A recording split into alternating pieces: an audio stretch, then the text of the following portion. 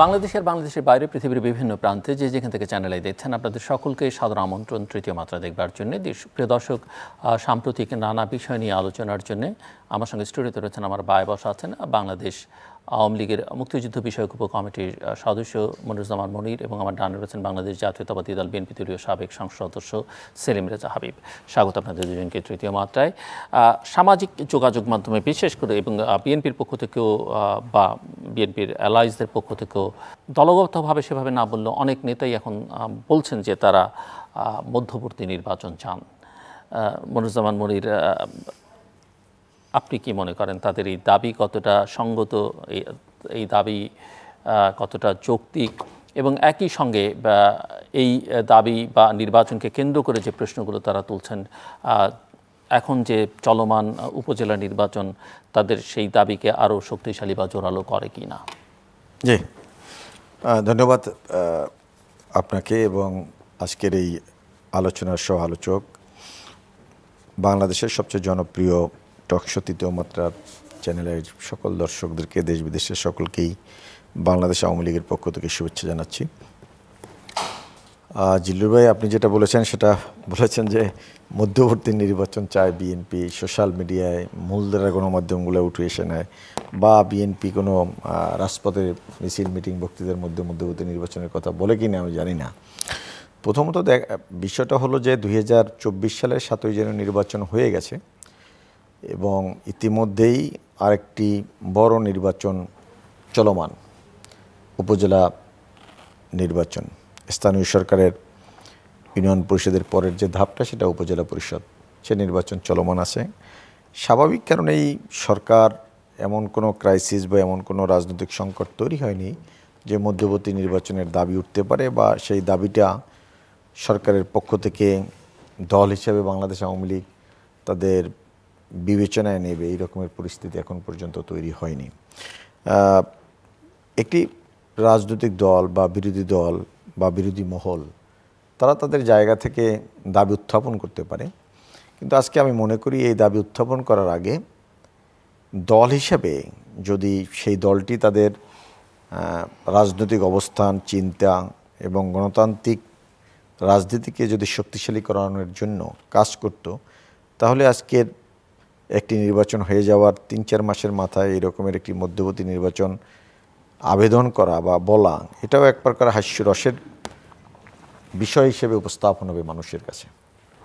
তখন বরঞ্চ জনগণ তাদেরকে প্রশ্ন করবে যে 4 মাস আগে যে জাতীয় নির্বাচন হয়ে গেল, তুমি সেই নির্বাচনে কেন অংশগ্রহণ করলে না? সেই নির্বাচনে তোমার যে দাবিগুলো ছিল সেই দাবি যদি যৌক্তিক হতো তাহলে তুমি একটা জনস্রোত কেন তৈরি করতে পারলা না? একটা বিষয় হলো, আমি একজন রাজনৈতিক কর্মী হিসাবে আমার কাছে দেশে যে কোনো সংকট নেই সেটা আমি এক বাক্যে বলছি না, অস্বীকার করছি না যে সংকট কোথাও না কোথাও সংকট আছে, অবশ্যই সংকট আছে।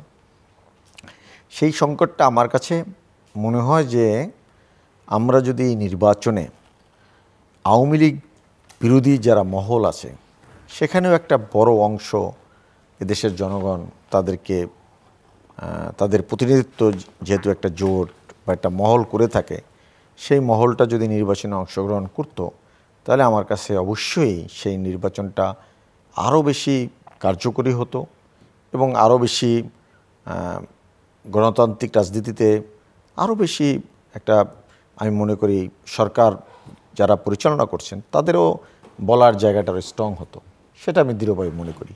এটা একটা হতে পারে যে তারা অংশগ্রহণ করে নাই, অর্থাৎ 30-35% ভোট বিএনপির আছে বা এন্টি আওয়ামী লীগ ফোর্সের ভোট আছে, সেই ভোটটা তো অনুপস্থিত ছিল। সেই ভোটটাকে যদি নিয়ে আমরা ইলেকশনটা করতে পারতাম অবশ্যই সেটা ভালো হতো। কিন্তু সেই জায়গাটাতে যারা ব্যর্থতার পরিচয় দিয়েছে তাদের সাথে সেই আলোচনায় যদি এই জায়গাটায় আজকের আওয়ামী লীগ না থেকে যারা আজকে মধ্যবর্তী নির্বাচনের কথা বলে বা সোশ্যাল মিডিয়ায় যেটা উঠে আসছে সেই কথা যদি তারা তাদের পজিশনে থাকতো তাহলে নিঃসন্দেহে তারাও বলতো হাস্যকর বিষয়। তাই মনে করি এটা তাদের যে দাবি, এই দাবিটা আসলে হাস্যরসে রূপান্তরিত হবে। আমি বরঞ্চ তাদেরকে কাছে আহ্বান থাকবে, দেখুন একটা দল বা দলের নেতাকর্মীদের আকাঙ্ক্ষা কি এটা দলের শীর্ষ নেতৃত্বের বুঝতে হয়। দল যখন সেই কর্মীর মনোভাবটা না বুঝতে পারে, দলের শীর্ষ নেতৃত্ব যদি দেশের জনগণের মনোভাব বুঝতে না পারে, তার মধ্য থেকে যে বিপর্যয় নেমে আসে, সেই বিপর্যয়ে যুগের পর যুগ বহন করতে হয়। আমি প্রায়শই এটা কথা বলি জিল্লু ভাই, সেটা আপনার এই উপস্থিতিতে আপনার সহ বাংলাদেশের যে সমস্ত টেলিভিশনগুলো আমাদের মতন রাজনৈতিক কর্মী, পরোক্ষা রাজনৈতিক কর্মীদেরকে কথা বলার সুযোগ দিচ্ছেন, সে কারণে আমরা বলে যাচ্ছি। রাজনীতিতে একটি ভুল আপনাকে অনেক দিন পস্তাতে হবে। বাংলাদেশের রাজনীতিতে আমি অনেক দিন ধরে বলেছি এবং অনেক সময় আমি বলি, এটা যদি ঢাকা বিশ্ববিদ্যালয়ের কোনো একজন শিক্ষক বা কোনো একজন সমাজ চিন্তক মানুষ যদি বলতেন, তাহলে আপনি এটা খুব কনফিডেন্সে নিতেন। বিইং এ পলিটিক্যাল ওয়ার্কার, মনির রাজনীতি করে আওয়ামী লীগের কর্মী, ও যেহেতু বলে সে কারণে এই কথাটাকে আমরা হালকাভাবে নিচ্ছি। আমি অনেক দিন ধরেই আপনার টেলিভিশন, অন্যান্য টেলিভিশনে বলে যাচ্ছি, BNP basically is not a political party, if it is a political party, তাহলে এই পলিটিক্যাল পার্টির অনেকগুলো ধাপ থাকে। কর্মসূচি দেওয়ার ক্ষেত্রে, কর্মসূচি বাস্তবায়নের ক্ষেত্রে দেশের মূল সমস্যা কী, সমস্যাকে চিহ্নিত করে সেগুলো ফোকাস করে জনগণের মাঝে ছড়িয়ে দেওয়া এবং সেই দাবির পক্ষে যৌক্তিক অবস্থান তুলে ধরে একটি গণ আন্দোলন তৈরি করা একটি রাজনৈতিক দলের, সেটা হলো কাজ। আমি দেখেন 2013 সালের পাঁচটি সিটি কর্পোরেশন নির্বাচন এবং 5টি সিটি কর্পোরেশনের নির্বাচনে, 2টো সিটি কর্পোরেশনের নির্বাচনে প্রত্যক্ষভাবে কাজ করার আমার অভিজ্ঞতা হয়েছে। আমি বরিশালের সন্তান হিসেবে বরিশাল সিটি কর্পোরেশন নির্বাচন আমি স্বচক্ষে 10 দিন কাজ করার মধ্য থেকে অভিজ্ঞতা অর্জন করেছিলাম। এই যে আমাদের পাশে ঢাকার অদূরে গাজীপুর সিটি কর্পোরেশন নির্বাচনে আওয়ামী লীগের প্রার্থী আজমতুল্লাহ খান সাহেব যিনি ছিলেন, আমি দেখা আমার রাজনৈতিক জীবনে বাংলাদেশ আওয়ামী লীগের প্রেসিডেন্ট মেম্বার হওয়ার মতন যোগ্যতা সম্পন্ন এবং সত্যিকার অর্থে জনগণমানুষের যে নেতা যাকে বলে, সেটা ছিল আজমতুল্লাহ খান। সে আজমতুল্লাহ খান কিন্তু সেই নির্বাচনে হেরে গেছে। আমাদের বরিশালের দক্ষিণ অঞ্চলের বা গোটা সিটি কর্পোরেশন নির্বাচনের বৃহত্তর বড় সিটি কর্পোরেশন যে নির্বাচনগুলো, বিভাগীয় সিটি কর্পোরেশন যেগুলো আছে, তার মধ্যে আমি মনে করি এ যাবৎকালের অন্যতম সিটি কর্পোরেশনের যে নগর পিতা বলে, এই নামের যথার্থতা যায় শওকত হোসেন হিরণের সাথে। সেই শওকত হোসেন হিরণ সাহেব কিন্তু কামাল সাহেবের সাথে অল্প কিছু ভোটে ফেল করেছিল। 2013 সিটি কর্পোরেশন নির্বাচনে বাংলাদেশের মানুষ বিএনপিকে একটি পথরেখা দিয়েছিল। বিএনপিকে বলেছিল, আমরা তোমাদের পক্ষে আছি, তোমরা নির্বাচনে যাও। এবং সাংবিধানিক প্রক্রিয়ায় সেই নির্বাচনে যদি অংশগ্রহণ করত, আমি মনে করি, আমি যদি তর্কের খাতিরে ধরেও নেই যে তৎকালীন সময়ে নির্বাচনকালীন সরকারের প্রধান বঙ্গবন্ধু কন্যা শেখ হাসিনা থাকার পরও ওই নির্বাচনে বিএনপির একটি ভালো ফলাফল করার সুযোগ ছিল। 14 নির্বাচনে যদি বিএনপি অংশগ্রহণ করত, তার মধ্যে থেকে কি কি আসতো? আপনার চ্যানেলে কথা বলার সুবিধা হলো এই যে অ্যাটলিস্ট আমরা আমাদের মতামতটা তুলে ধরতে পারি। আপনি সেই সুযোগটা করে দেন। 14 নির্বাচনে অংশগ্রহণ করলে দুটো জিনিস হতো।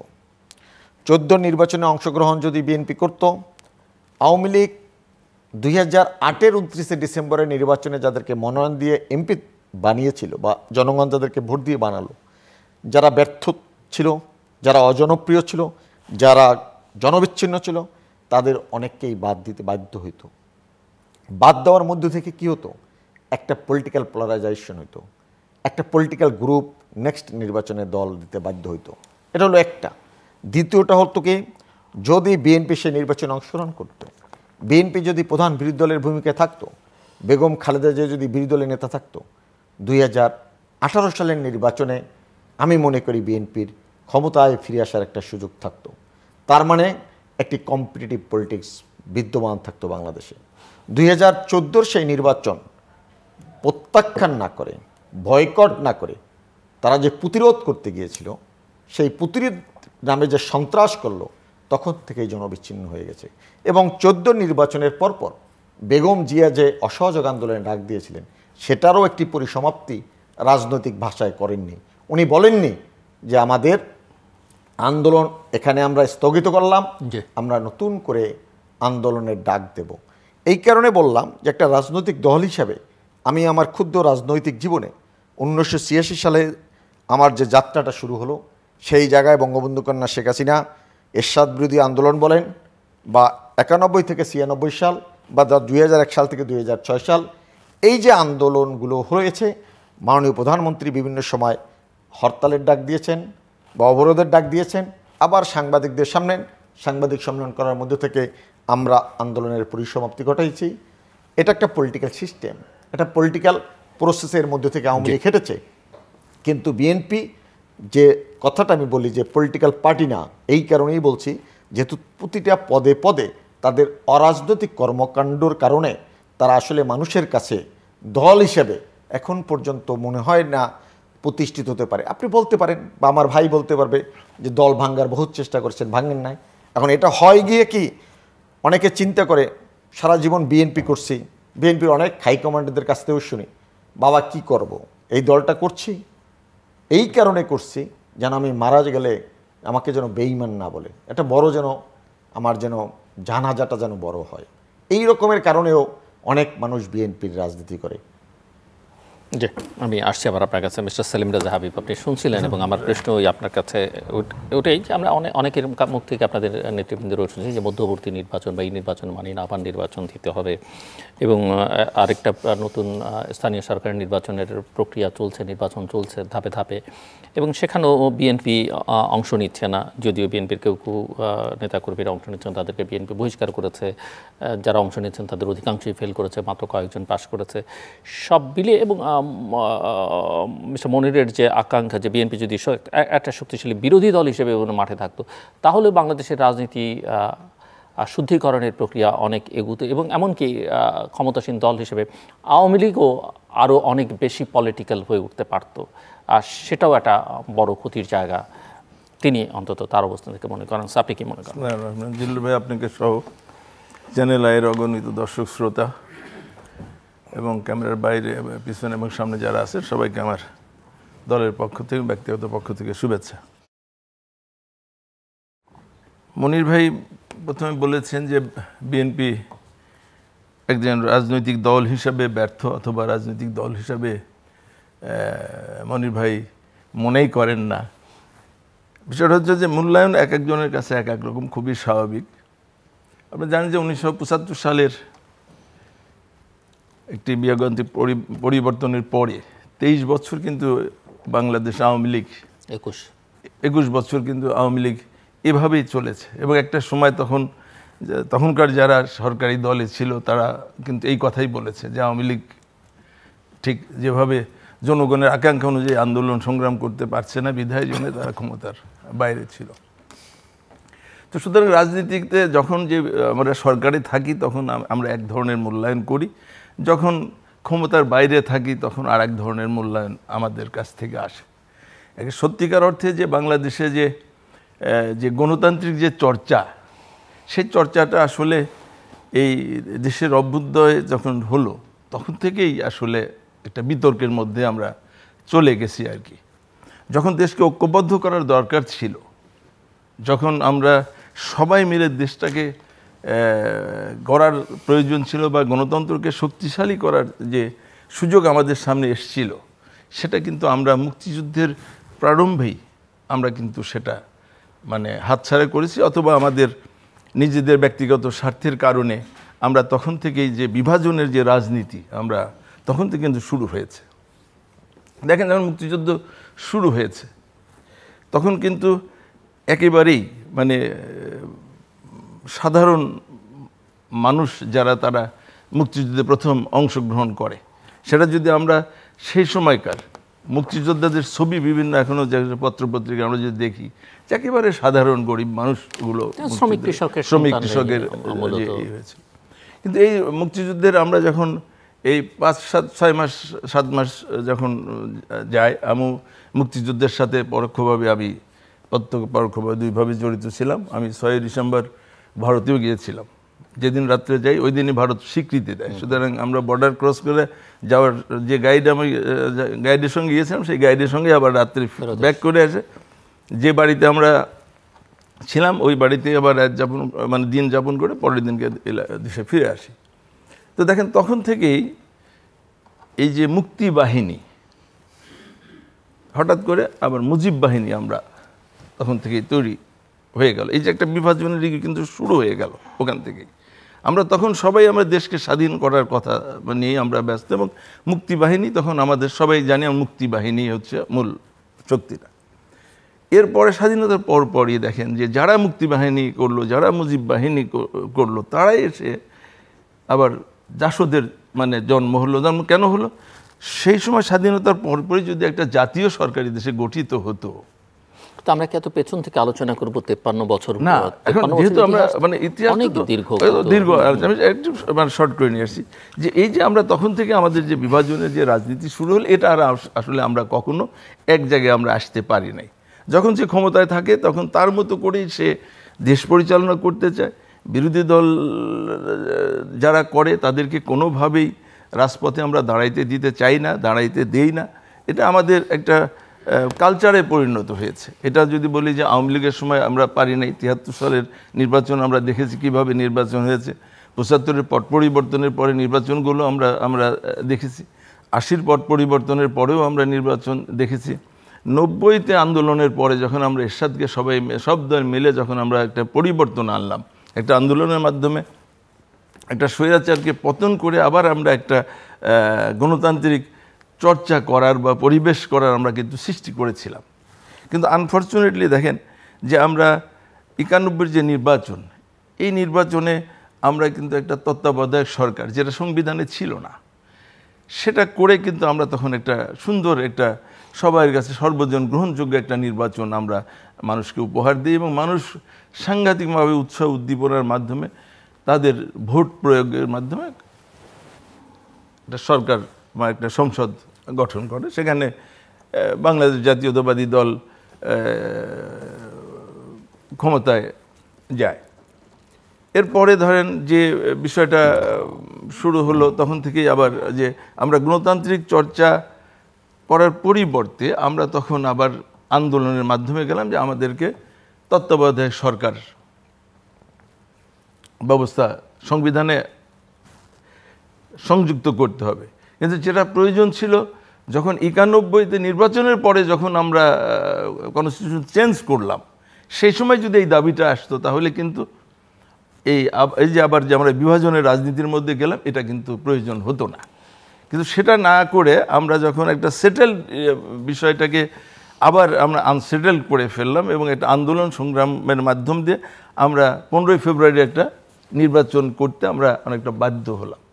তখন কিন্তু আমরা বিএনপি জনগণের কাছে কমিটমেন্ট দিয়েই 15ই ফেব্রুয়ারি নির্বাচনটা কিন্তু করি, যে আমরা এটা জাস্ট মানে সংবিধান সংশোধন না করে কার কাছে ক্ষমতা হস্তান্তর করব। বিষয়টা কিন্তু এরকম ছিল, যে কারণে আমরা 15ই ফেব্রুয়ারি একটা নির্বাচন করি, এবং আমাদেরকে যখন মনোনয়ন দেওয়া হয়, আমি 15ই ফেব্রুয়ারির আমি ইলেকশন করেছি, এবং আমাদেরকে তখনই বলা হয়েছিল যে এই নির্বাচনটা জাস্ট একটা সংবিধান সংশোধন করার একটা নির্বাচন, সুতরাং এই নির্বাচনে আপনারা খুব বেশি কিছু করার প্রয়োজন নেই। তো যাই হোক, সেভাবে নির্বাচন হলো, এবং আমরা মনে হয় 29 দিন আর 27 দিন আমরা, আমার যতটুকু মনে পড়ে, এই যে 27 দিন আমরা এমপি ছিলাম। আমি আজ মনে পড়ে যে 27 দিনের যে অনারিয়াম, আমি সেটা নেই কখনো। এবং সারা রাত জেগে আমরা সেদিন তত্ত্বাবধায়ক সরকারের বিল পাস করে আমরা যখন পার্লামেন্ট থেকে বের হই, তখন ফজর আজান পড়ে আর কি। তা আমরা ধরেন সে সময় বিএনপি তো কথা রেখেছে, আমরা 15ই ফেব্রুয়ারি নির্বাচন করেছি, সংবিধান সংশোধন করে আমরা ক্ষমতা হস্তান্তর করেছি। তারপর একটা নির্বাচন হয়েছে, সেই নির্বাচনে আওয়ামী লীগ ক্ষমতায় এসছে। 2001 সালে আবার একটা নির্বাচন হয়েছে, বিএনপি ক্ষমতায় এসছে। 6 সালের আন্দোলন, যে আবার যে আওয়ামী লীগ যখন আবার আন্দোলন ক্ষমতায় আসলো, আসার পরে 8 সালের যে নির্বাচন হলো, সেই নির্বাচনে ক্ষমতা আসার পরে আওয়ামী লীগ আপনার সংবিধান পরিবর্তন করল, কেয়ারটেকার বাদ। এই যে আবার নতুন করে যে আমাদের যে গণতন্ত্রকে কিন্তু আমরা হুমকির মধ্যে ফেলে দিলাম,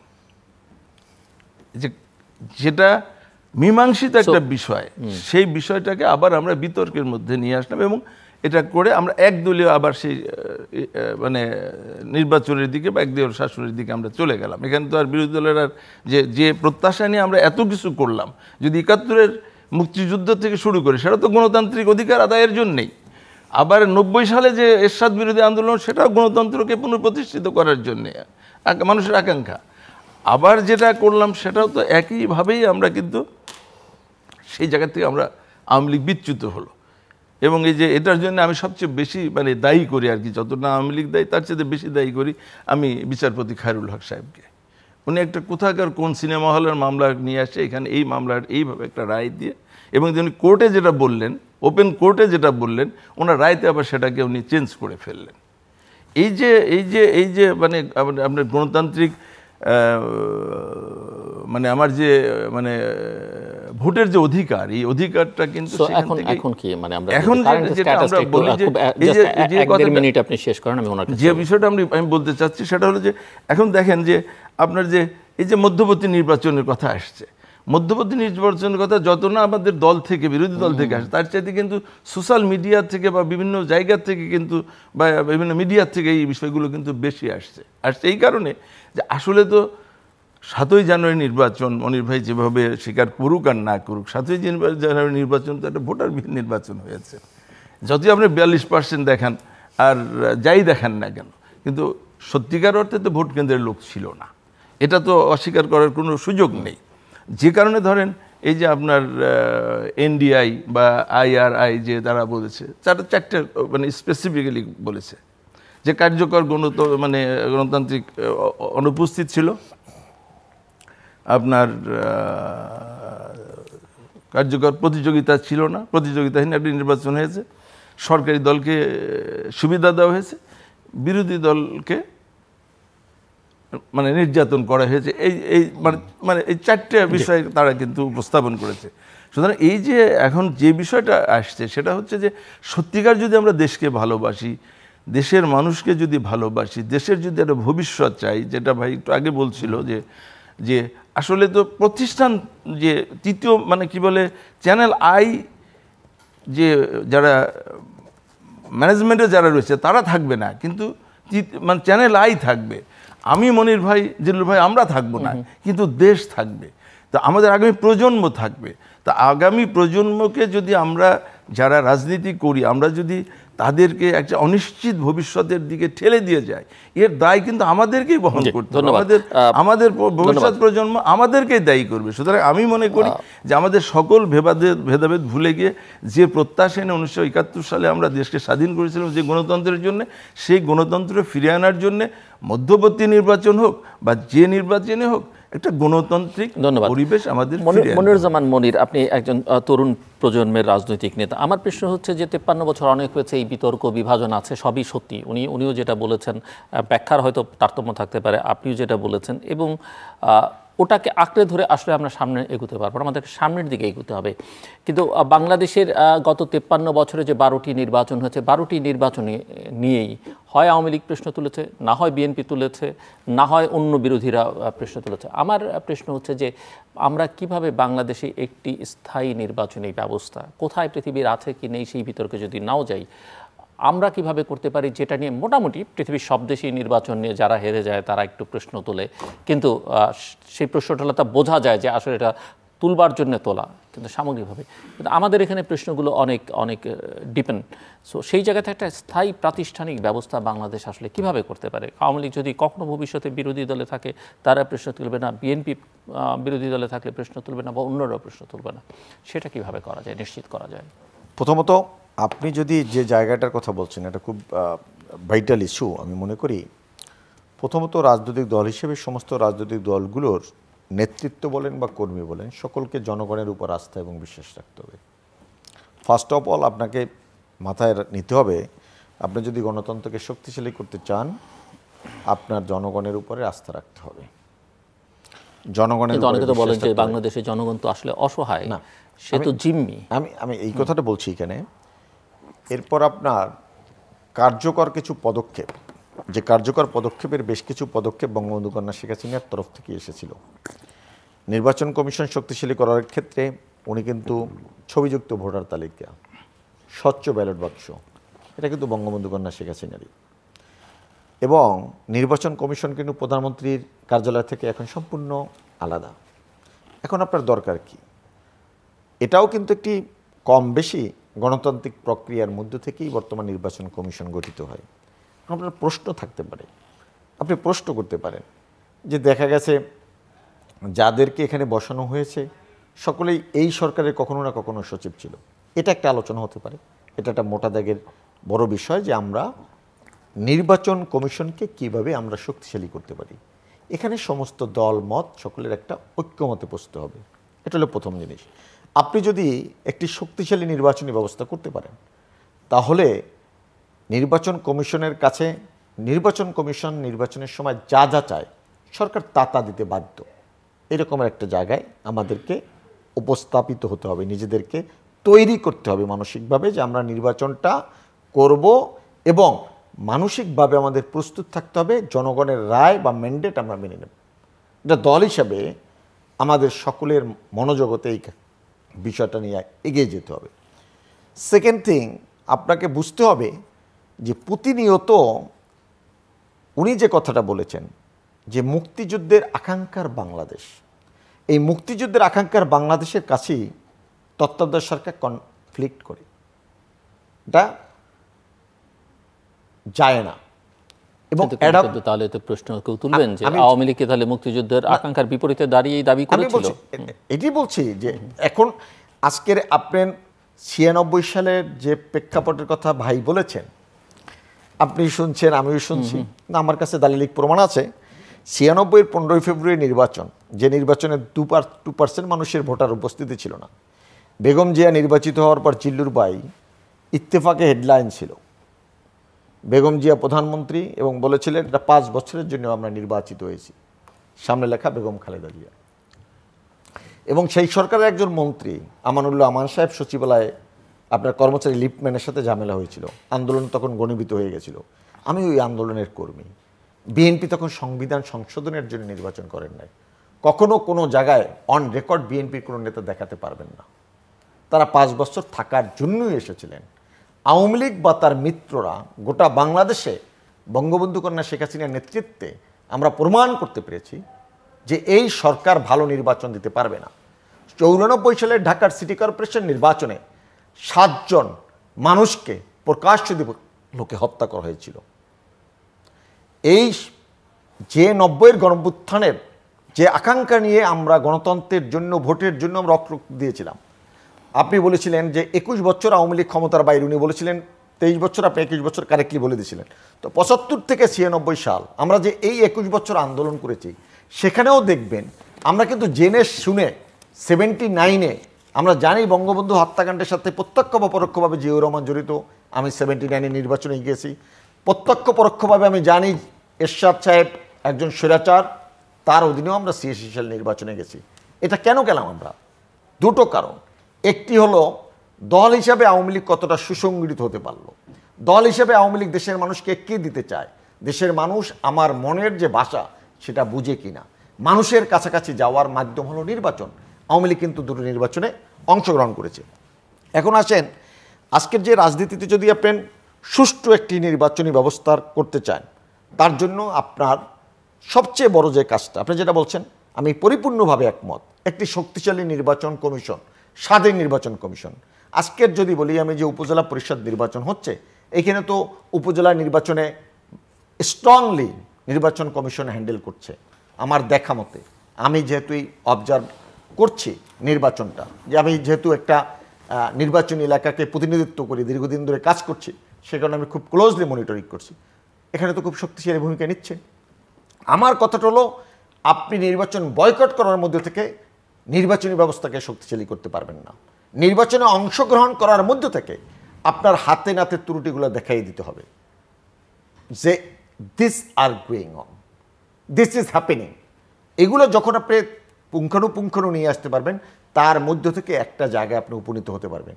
আপনি জিল্লুর রহমান যখন প্রথম চ্যানেল আই তৃতীয় মাত্রা উপস্থাপনা করছিলেন, আজকের জায়গায় দাঁড়িয়ে আপনি একটা ইনস্টিটিউশনে পরিণত হয়েছেন। ঠিক তেমনিভাবে বারবার অ্যাডহক ভিত্তিতে চলতে পারে না, এটা কারোর জন্যই ভালো না। উনি যে বিচারপতি খায়রুল হকের কথা বলছে, আমি তো বলি মুক্তিযুদ্ধের স্পিডের সাথেই যায় না। আমি যখন আন্দোলন করেছি, সেই আন্দোলনে আমি যখন ভাবি, আমার কাছে নিজের কাছেই অবাক লাগে কি আন্দোলন, কিসের ভিত্তিতে আন্দোলন করেছিলাম।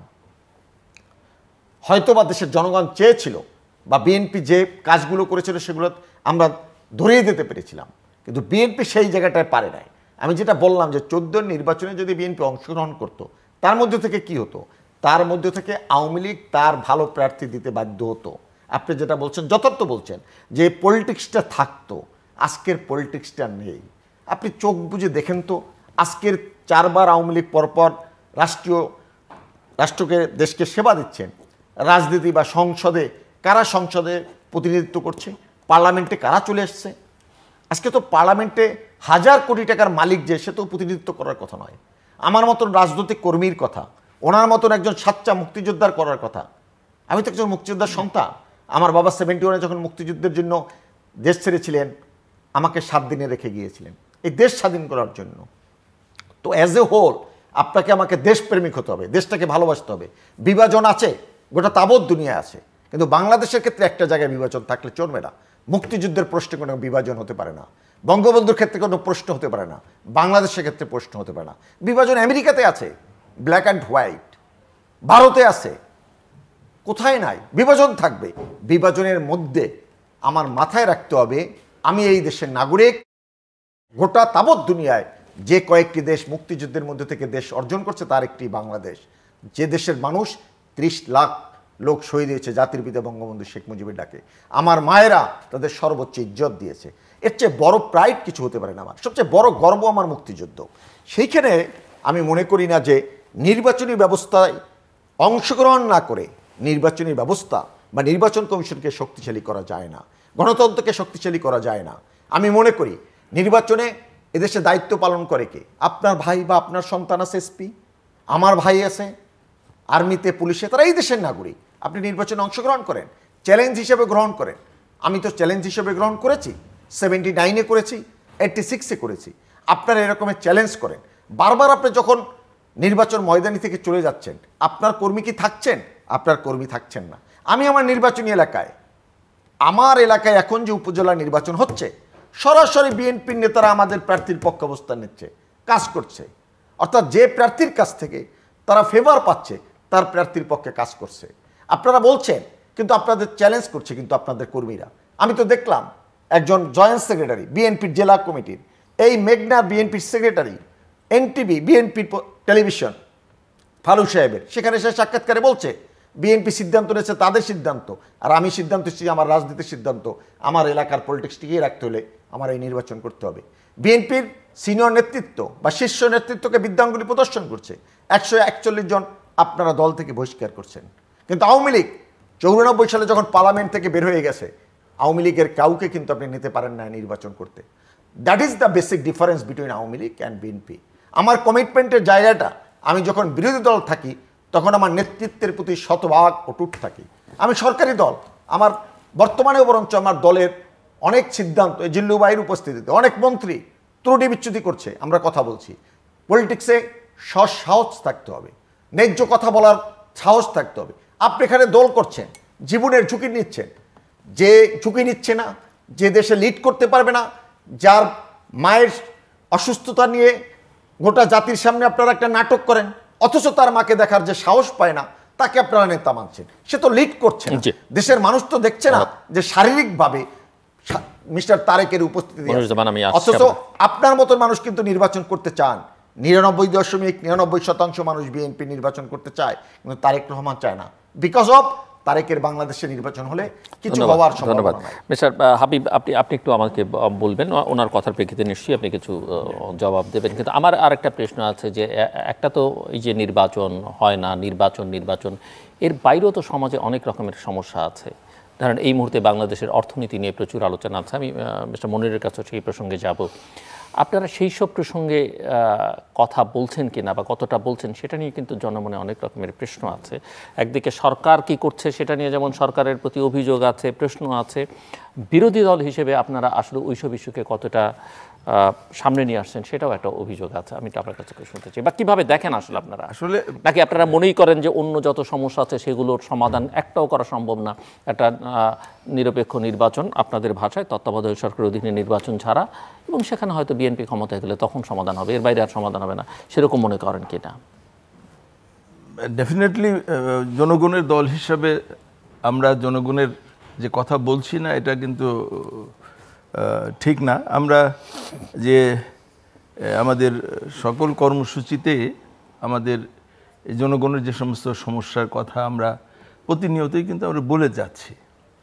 মানে কোন সুরে কোন লয়ে বলছেন, কোন তালে বলছেন সেটা খুব তালের ভিতরে যে কথাটা আমরা এখন তাল লয় বলতে যেগুলো আমরা বুঝাই আর কি, স্বাভাবিকভাবেই রাজনীতিতে প্রথম কথাটাই আসে হচ্ছে যে আমি যদি আমার মতামতটা স্বাধীনভাবে প্রকাশ করার সুযোগ না পাই তাহলে তো আমি আগে আমার ওই অধিকারটা আদায় করার জন্যে আমি চেষ্টা করব যে আমি আগে আমার কথাটা বলার একটা প্ল্যাটফর্ম আমার ফার্স্ট দরকার, বা আমার একটা জায়গা দরকার যেখানে আমি মুক্ত কণ্ঠে আমার কথাটা প্রকাশ করতে পারবো।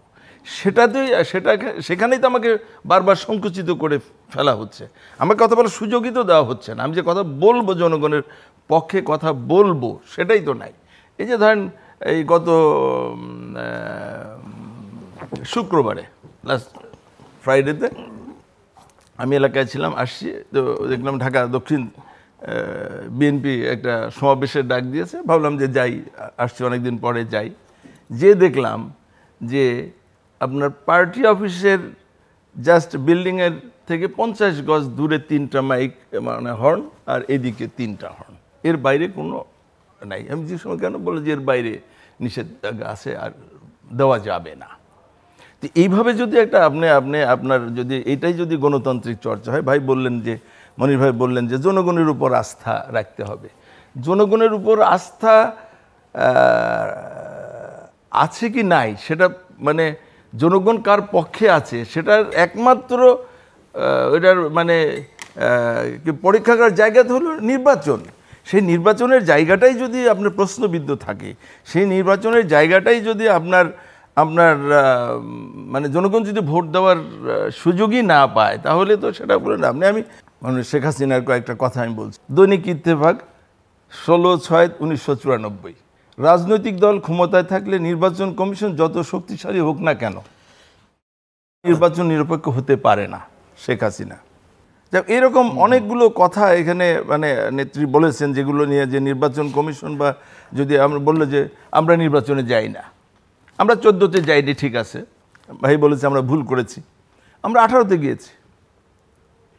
আমি 96 সালে 15ই ফেব্রুয়ারি নির্বাচন করেছি, 98 সালে একটা উপনির্বাচন করেছি, 1-এ করেছি, 8-এ করেছি, 14তে যাইনি, 18তে করেছি, 24-এ আমরা যাইনি। আমরা 14তে যাই নাই, 18তে আমরা গিয়েছি। কি হয়েছে? ঘরের থেকে বের হতে দেন নাই আপনারা। তাহলে নির্বাচনটা যে লাভটা কি? আমি যদি জানি যে আমি এখানে ঝাঁপ দিলে আমি মারা পড়বো, আমি সেখানে ঝাঁপ দেবো, আপনি সেখানে দেবেন কেন? দেবেন প্রথম কথা যে আপনি আগে তো আমাকে ভোটে যাওয়ার, আমার ভোট চাওয়ার পরিবেশটা তো তৈরি করবেন। ভাই বললেন যে আমাদের নেতাদের কমিটমেন্ট নাই, যে আমাদের নেতারা মানছেন আপনাদের নেতাদের পক্ষে কাজ করছে, আপনার মিডিয়ায় যা বলছে যে আপনার আমরা শীর্ষ নেতৃত্ব ভুল করলেও আমরা ভুল করব না, আমাদের এজেন্ডা আছে, লোকাল রাজনীতি আছে, এটা যেমন সত্য, আবার এটাও তো মনির ভাই আপনাকে স্বীকার করতে হবে যে যখন প্রধানমন্ত্রী রেফারেন্স দিয়ে যখন আপনাদের দলের মহাসচিব বলেন যে কোনো এমপি মন্ত্রীর নিকটাত্মীয় নির্বাচনে, উপজেলা নির্বাচনে প্রার্থী হতে পারবে না, তখন যখন আপনার কোনো এমপি মন্ত্রী তাদের কথা যখন শোনেন না, প্রধানমন্ত্রীর কথা যখন শোনেন না, তাহলে কার কমিটমেন্টের মূল্য কতটুকু আছে সেটাও তো আপনাকে ভাবতে হবে। আজকে দেখেন একজনও কিন্তু শোনেন নাই যে আমার ফার্স্ট যে নির্বাচনটা হলো 8ই মে যে নির্বাচন হলো, আমার 2টো উপজেলা ছিল। মনির ভাইয়ের সাথে আমি একমত যে আমাদের অনেক কর্মী যেহেতু স্থানীয় নির্বাচন প্রার্থীর পক্ষে পরোক্ষ প্রত্যক্ষভাবে কাজ করেছে। মানে সে বিবেচনা করে যে ঠিক আছে আওয়ামী লীগের 3 জন আছে, কে আমার জন্য ফেভারেবল, এই সিচুয়েশনে এটা করে গোপনে, সুতরাং এই যে প্রকাশ্যে না হলেও গোপনে করে সেটা। রাজনীতি যেখানে নাই সেখানে কমিটমেন্টের এটা আসবে কোত্থেকে? এটা উভয় দলেরই কিন্তু আপনার রাজনৈতিকভাবে কিন্তু আমাদের উভয় দলেরই কিন্তু পচন ধরেছে। আমরা যেভাবেই বলি না কেন, আমি আপনি আদর্শ নিয়ে রাজনীতি করি, সবাই কিন্তু আদর্শ নিয়ে রাজনীতি করে না। যখন প্রধানমন্ত্রী একটা কথা বলেন, সেই কথা যদি আপনার দলের শীর্ষ নেতারা, মানে যারা এমপি মন্ত্রী যারা হয়েছে, বেনিফিশিয়ারি যারা, তারা যদি না রাখে, আর আমরা তো 17-18 বছর তো ক্ষমতার বাইরে, তখন আমাদের নেতাকর্মীদের, আমাদের হাতে তো কিছুই নাই, না আছে লাঠি, না আছে শক্তি, না আছে অর্থ, না আছে কিচ্ছু তো নাই। সুতরাং আমাদের কর্মীদেরকে আমরা কিভাবে ই করব? তো সুতরাং আমি বলছি যেটা মনির ভাই, যে রাজনীতিতে সবচেয়ে বড় যে জিনিসটা আমাদের, সেটা হলো ঐক্যমত। এবং সেই ঐক্যমতটা কিসের? গণতন্ত্রের ঐক্যমত। এখানে আপনি যখন থাকবেন, আমি তখন রাস্তায় নামতে পারবো না, আমি তখন ভোট চাইতে পারবো না। আবার আমি যখন থাকবো, আপনি তখন কথা বলতে পারবেন না। এটা তো গণতন্ত্র না। অনেক সুন্দর। আজকে যে কথাটা আমি বলছি, যে একটা মানে আমি শেষ করে এই কথা বলে, যে সবচেয়ে যে বড় কথাটা সেটা হলো যে আমাদের যে স্বাধীন মুক্তিযুদ্ধ, এই মুক্তিযুদ্ধে যার যে অবদান, এটা যদি আমরা স্বীকার করে নেই, তাহলে কিন্তু আর কোনো বিভাজন থাকে না। কিন্তু যখন আমরা যে ক্ষমতায় থাকি, তখন আমরাই সব করেছি, আর কারো কোনো এখানে অবদান নেই।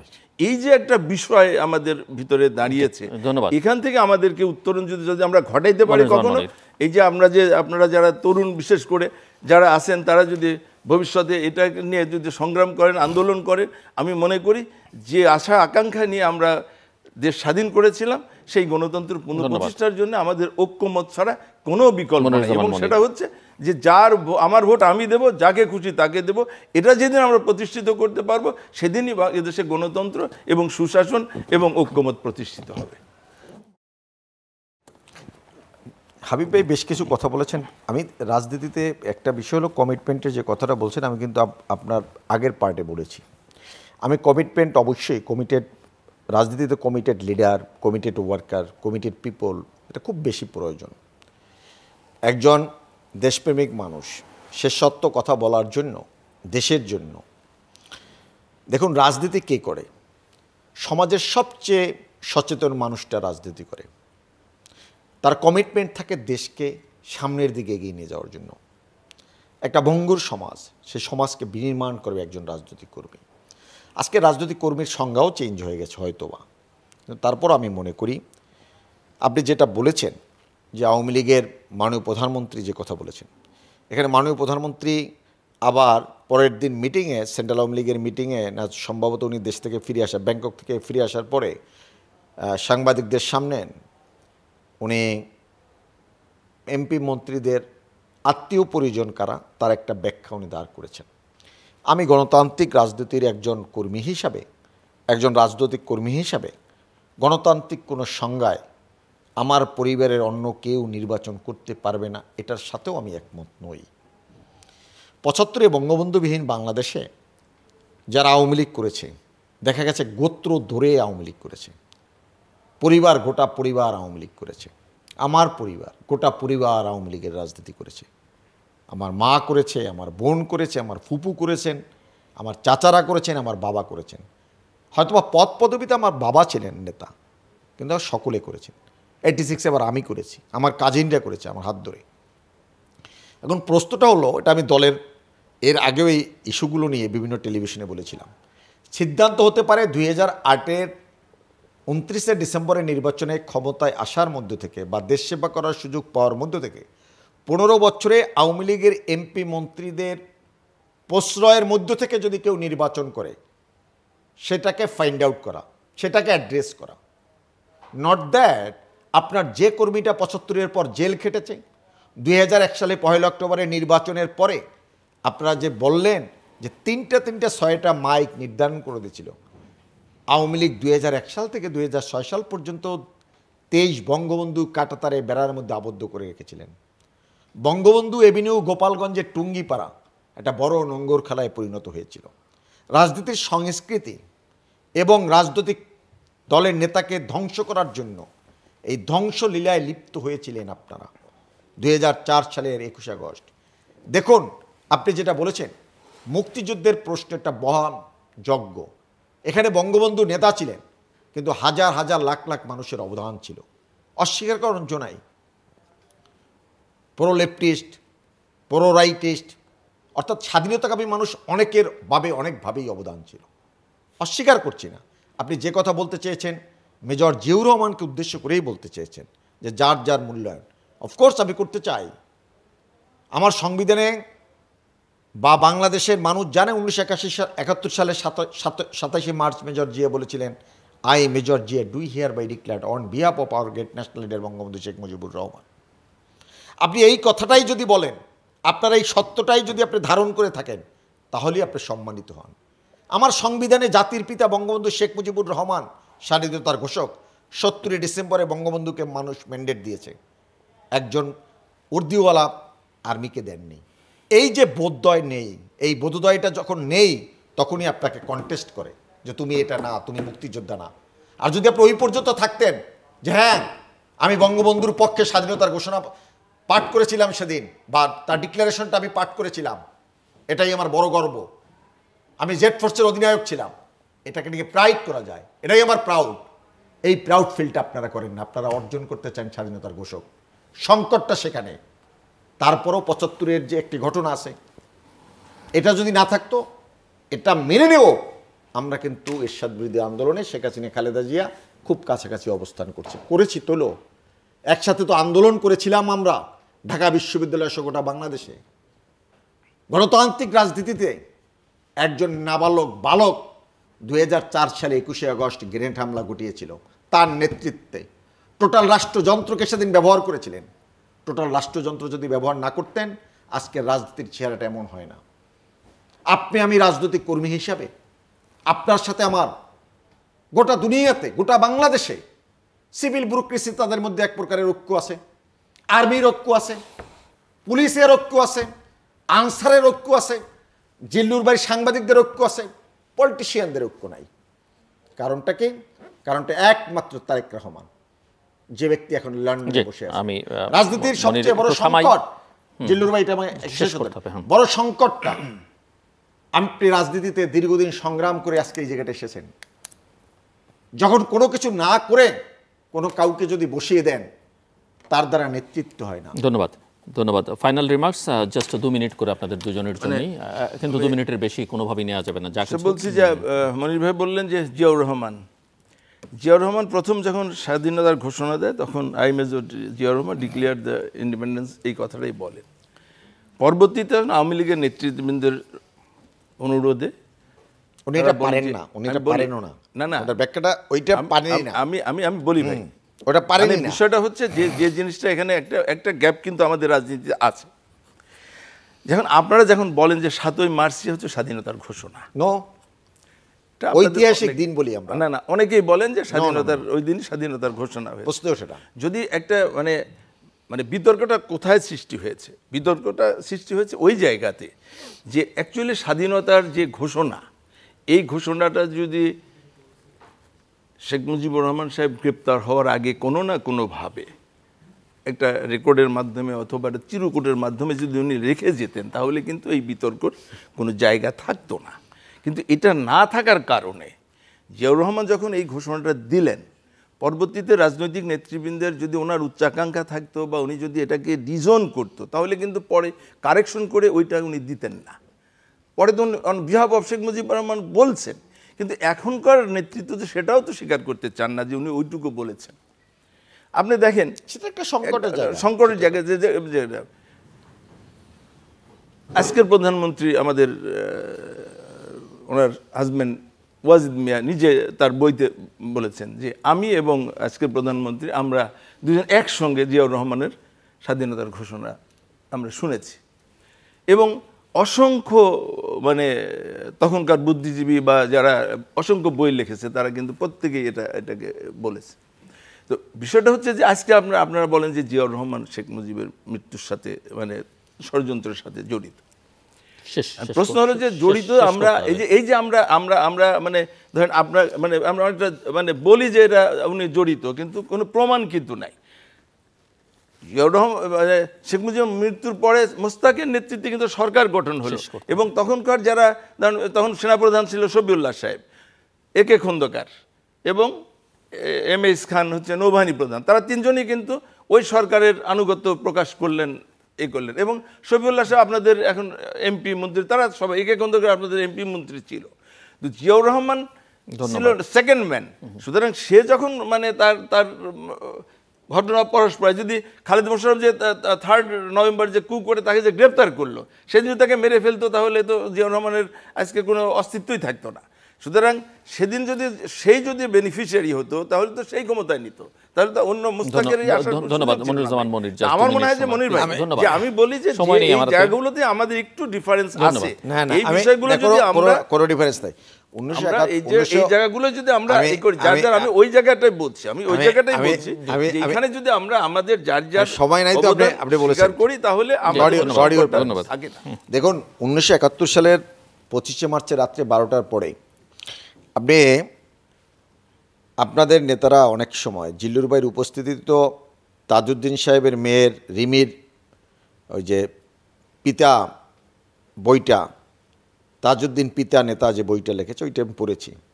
ওখানেও এসেছে যে যশোরের এবং খুলনার একজন ব্যবসায়ী, তার কাছে রেডিওর একটা যন্ত্র ছিল, ওই যন্ত্র বঙ্গবন্ধু তাকে রেকর্ড করে 25 মার্চ রাত্রে 12টার পরে ইপিআরের মাধ্যমে সে স্বাধীনতার ঘোষণাপত্র সেখানে ছিল। নেতা এবং পিতার বইটা, যে বইটাকে কোট করে বিএনপির লোকরা বুদ্ধিজীবীরা কথা বলে, সেখানে গেলে পাবেন যে বঙ্গবন্ধুর ঘোষণাপত্র সেখানে ছিল। তো 26শে মার্চ বঙ্গবন্ধু স্বাধীনতার ঘোষণা ডিক্লারেশন দিয়েছে। জিয়াউর রহমান 75-এ বঙ্গবন্ধু হত্যাকাণ্ডের সাথে জড়িত, এটা দেশি বিদেশি বহু সাংবাদিক বলেছে। 2011 সালে কর্নেল তাহের হত্যার সাক্ষ্য দিতে এসে লরেন্স লিপসুস, উনি মার্কিন যুক্তরাষ্ট্রের একজন সাংবাদিক, উনি কিন্তু সাংবাদিকদের সাথে সাক্ষাৎকারে বলেছিলেন জিয়াউর রহমানই বঙ্গবন্ধুর হত্যাকাণ্ডের সাথে প্রত্যক্ষ পরোক্ষভাবে জড়িত, এবং বঙ্গবন্ধু হত্যাকাণ্ডের ফ্যাক্টস অ্যান্ড ডকুমেন্টস, সেই বিষয়গুলো যিনি আপনারা পড়াশোনা করেন, সেখানে জিয়াউর রহমান উঠে আসবে। তারপর আমি বলছি, জাতিগোষ্ঠীর বৃহত্তর স্বার্থে আমরা কিন্তু 90-এর স্বৈরাচার বিরোধী আন্দোলনে এই হত্যাকাণ্ডকে ওভারকাম করেও বঙ্গবন্ধু কন্যা শেখ হাসিনা, 8 দলের নেত্রী বেগম জিয়া, 7 দলের নেত্রী, আমরা এরশাদের পতন ঘটিয়েছিলাম। আমার এসেন্সটা, কথা বলার এসেন্সটা ছিল যে এই যে পারস্পরিক যে সম্পর্ক বা সৌহার্দ্যের জায়গা যতটুকু তৈরি হয়েছিল, সেই সম্পর্ক, সৌহার্দ্য এবং গণতন্ত্রকে নস্যাৎ করার জন্য কাজ করেছে তার কুসন্তান তারেক রহমান 2004 সালের 21 আগস্ট গ্রেট হামলা ঘটিয়ে শেখ হাসিনাকে হত্যা করার জন্য যে আরজেস গ্রেড নিক্ষেপ করেছিলেন, 24 জন মানুষকে হত্যা করেছিলেন। আজকের রাজনীতির সিনারিও এমন হওয়ার কথা ছিল না। জিল্লুর ভাই বলেছেন না সুন্দর নির্বাচন কবে? আমি সুন্দর নির্বাচন দিতে যে যখন ইনসিকিউর ফিল করবে যে আবার ফাহিমা মাহিমারা কি গণধর্ষণের শিকার হবে কিনা, এটা একটি বড় প্রশ্ন জিল্লুর ভাই, এটা মনে রাখতে হবে। আমার জনগণকে সেই সিদ্ধান্ত দেওয়ার জন্য আমরা চাই একটি শক্তিশালী নির্বাচন কমিশন এবং ভোটের ব্যবস্থা। আমি বলবো যে এই যে আপনারা এই বিতর্কের শেষ নেই, আপনি তারেক রহমানকে যে আপনারা দায়ী করেন যে সেইটার জন্য দায়ী, তাহলে প্রথম যে আপনারা তদন্ত করলেন, আপনাদের সময় যে চার্জশিটটা দেওয়া হলো, সেখানে কেন তারেক রহমানের নাম আসলো? দ্বিতীয়বার কেন তদন্ত করতে হলো?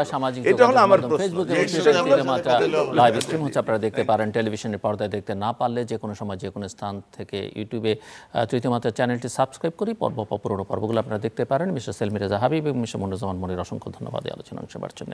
দর্শক, দুজন রাজনীতি কথা বলছিলেন, তাদের মধ্যে ভিন্ন মত আছে, অনেক জায়গায় ঐকমত্য আছে, এবং সংকট যে আছে বিভাজনের রাজনীতির কোথায় কোথায়, সেটাও তারা দুজনই চিহ্নিত করেছেন, যার যার অবস্থান থেকে চিহ্নিত করেছেন।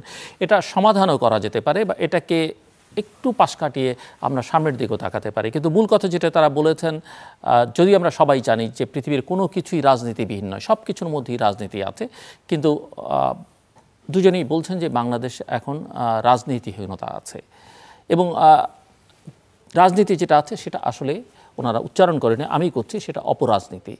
এর থেকে বাংলাদেশকে বের করে আনা দরকার এবং এই অপরাজনীতির ফলে গণতন্ত্রের ভিত হিসেবে কাজ করা যে প্রতিষ্ঠানগুলো তার একটি অন্যতম হচ্ছে রাজনৈতিক দল। প্রধান দুটো রাজনৈতিক দলই কিন্তু নানাভাবে ক্ষতিগ্রস্ত হচ্ছে। ওনারা পতন শব্দটা ব্যবহার করছেন, আমি সেটা করতে চাই না, অনেকেই মাইন্ড করবেন, কিন্তু দুটো দলই কিন্তু রাজনৈতিকভাবে ক্ষতিগ্রস্ত হচ্ছে। দুটো দলেরই কিন্তু নিয়ন্ত্রণ রাজনৈতিক চিন্তা চেতনা সম্পন্ন ব্যক্তিবর্গের বাইরে চলে যাচ্ছে। এখান থেকেও রাজনৈতিক দল দুটোকে উদ্ধার করা দরকার এবং গণতন্ত্রের জন্য সেটাও অত্যন্ত প্রয়োজনীয়। আরেকটা বিষয় অত্যন্ত গুরুত্বপূর্ণ, সেটা হচ্ছে যে ঐকমত্য, বিশেষ করে গণতন্ত্রের ইস্যুতে গণতন্ত্রের ভিত হিসেবে কাজ করে যে প্রতিষ্ঠানগুলো, সেই প্রতিষ্ঠানগুলো তৈরি এবং শক্তিশালী করবার ব্যাপারে, এবং আরও বিশেষ করে বললে একটা প্রাথমিক ন্যূনতম পূর্ব শর্ত যেটি একটি নির্বাচনী ব্যবস্থা, স্থায়ী নির্বাচনী ব্যবস্থা, সুদৃঢ় নির্বাচনী ব্যবস্থা, সেটার ব্যাপারে একটা জাতীয় ঐকমত্য প্রতিষ্ঠা করা দরকার এবং এই কাজটাও আসলে প্রধান দুটো রাজনৈতিক দলকেই উদ্যোগ নিয়ে করতে হবে। অবশ্যই যারা ক্ষমতা আছেন তাদের দায় দায়িত্ব একটু বেশি, কারণ উদ্যোগটা তাদের দিক থেকে আসা দরকার, অন্যদেরও তাতে সাড়া দেওয়া দরকার, কিন্তু সেই কাজটা এখন থেকেই করা দরকার।